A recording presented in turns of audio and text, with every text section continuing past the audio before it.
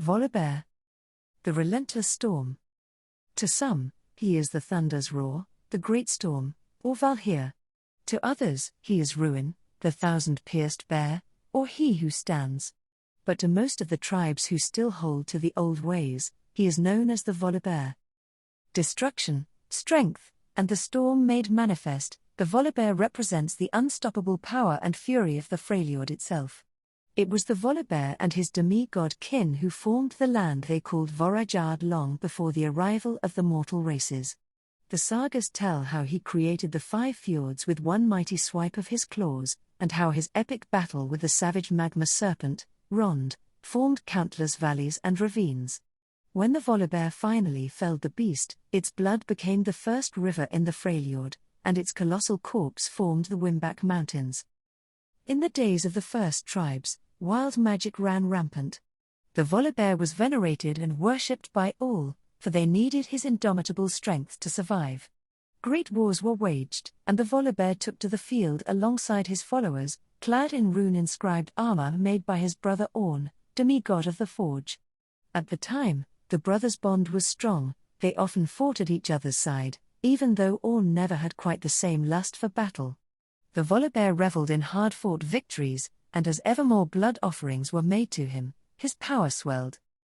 In time, the Volibear and his kin drifted apart, each focusing on their own pursuits. Even so, there was no true division between them, until new ideas began to usurp the old beliefs. 3 sisters rose to power, seeking to control and impose order on the Freljord, and the demigods could not agree on how to proceed.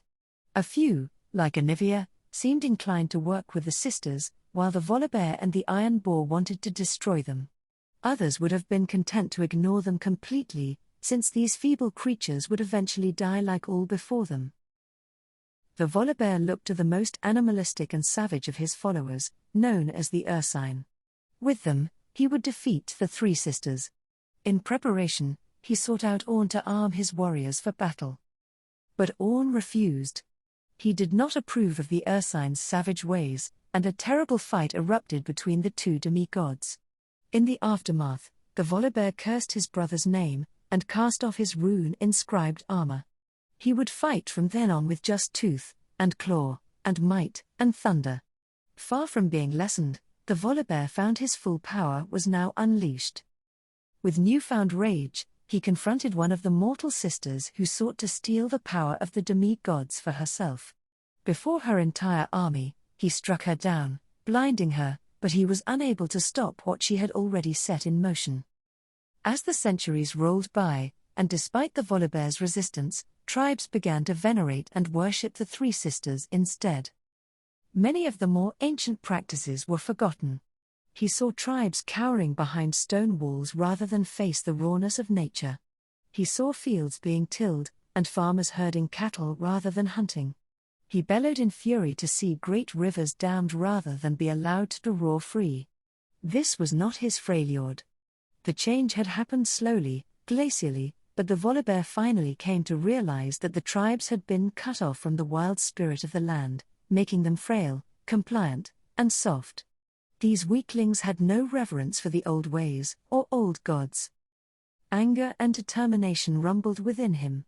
He vowed to tear down all evidence of civilization and return the Freljord to its ancient state as a true wilderness. The people would become strong once more. He would again be honored and feared by all. As the call of the Volibear reverberates across the mountains and plains of the north, more and more Freljordians are responding. Slowly, the old ways are being remembered and re-embraced, and his strength grows with each new follower. A reckoning of blood awaits. And the Volibear is rushing toward it.